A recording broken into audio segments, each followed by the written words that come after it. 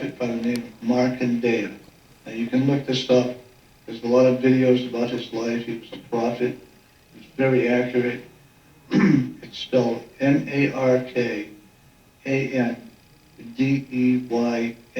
Markandeya.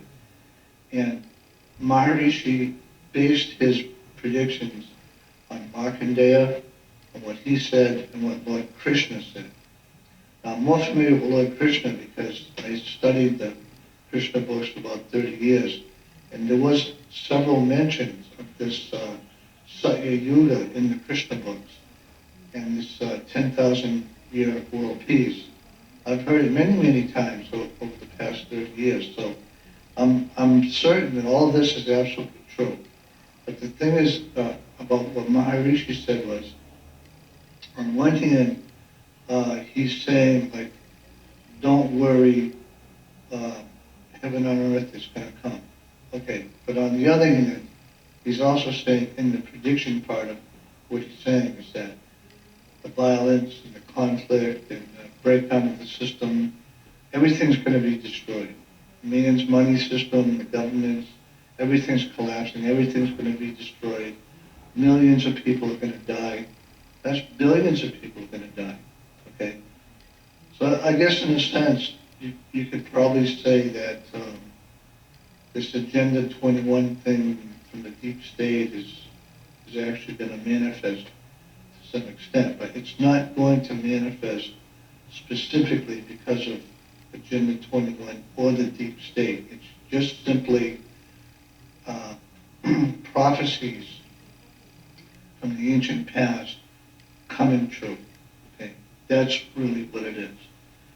Okay, so now you've got this situation where we've gone from initially what you have is these various timelines all traveling in a parallel direction next to each other. They're starting to collapse down into one, and as they're collapsing, what you get is the Mandela effect. Bernstein bears, changing of the spelling of words, things like that, things that are noticeable. But then it goes into another level, which is now the level where things are physically manifesting into something else. Okay, the reason that things are now physically manifesting into something else is because there's no resolution to the conflict. If there was a way of resolving this conflict and stopping all these things like the lockdown and the vaccines are coming and this new world order stuff, if there was a way to stop all this completely, you wouldn't be seeing Mandela effect. You wouldn't be seeing objects changing right before your eyes. None of those things would be happening, but they are happening in that sort of way. And there's no resolution to it. There's no solution. So it's like what Dolores Cannon said. She was a hypnotherapist. And the people that she hypnotized contacted their higher selves. And their higher selves were all saying the same thing. That because of this conflict between the death energy and the life force, we've now split into two different realities. And they can't communicate. They can't swim together in the same stream like fish that swim back and forth. Like there's no give and take. It's I think this way and you think that way. And I'm not going to change my way of thinking and you're not going to change yours. So it's just constant conflict. Because of that conflict, these two different realities coexisting together can't continue to coexist. They can't. It's not possible. They have to split.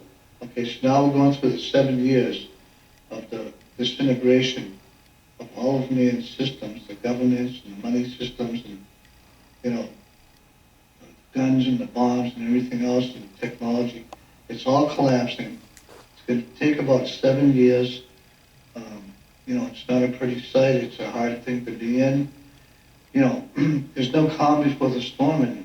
We're in the storm, okay? This is the storm. Okay, so you have to ride it out.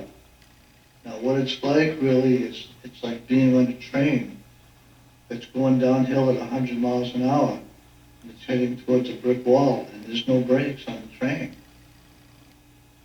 Okay, So what I'm saying is, you're going to see more and more of these manifestations of objects completely changing right before your eyes. And the reason it's happening is because, like I said, you got the death force and you got the life force, and they clash with each other. And they both exist on the same timeline, and they're trying to coexist, and they can't coexist. They can't agree with each other. So what happens is, the holographic aspect of this material world begins to disintegrate because there's no exchange of ideas between the two. This is what's causing it. Okay, so what I'm saying is there's going to be more and more of these manifestations of objects changing right before your eyes. And that's really what I want to talk about, because to me it's the most interesting aspect. So, I'd like to hear from people that have some stories about these physical objects changing and how it happened, where it happened, things like that. Basically, that's the area that I'm approaching it from, because that's where my interest is. Most of my interest is in that.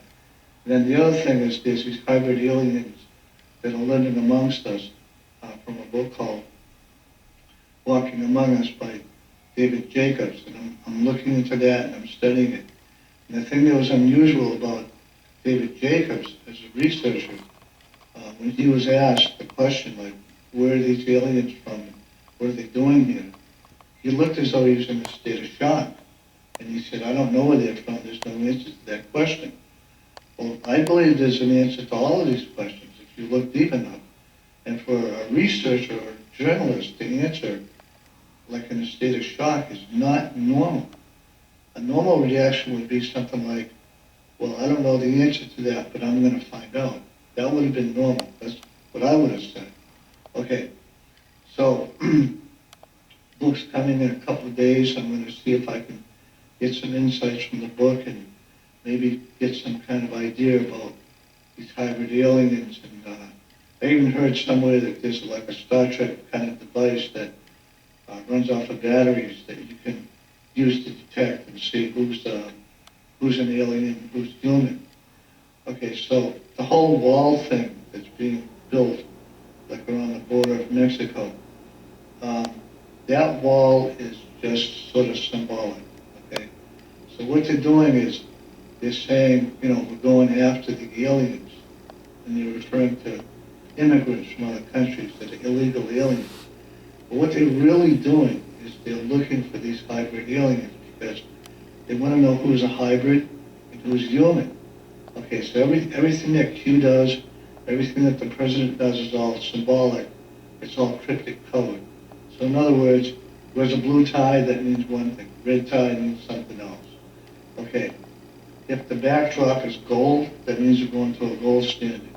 If there's no sign no presidential sign on the podium, that means something.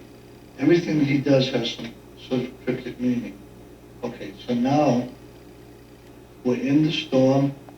What I'm saying is that it's a 7-year period. This could be the 7 trumpets or the 7 seals that are talked about in the book of Revelation. I'm not really sure, but as far as I can tell, it's a period that lasts about 7 years. And here's the thing. Whoever's left standing at the end of 7 years, it's like what they said about the meek shall inherit the earth. Except the ones that are left standing at the end of the 7 years is going to be the meek, but they're not going to inherit the earth. They're going to inherit a big mess.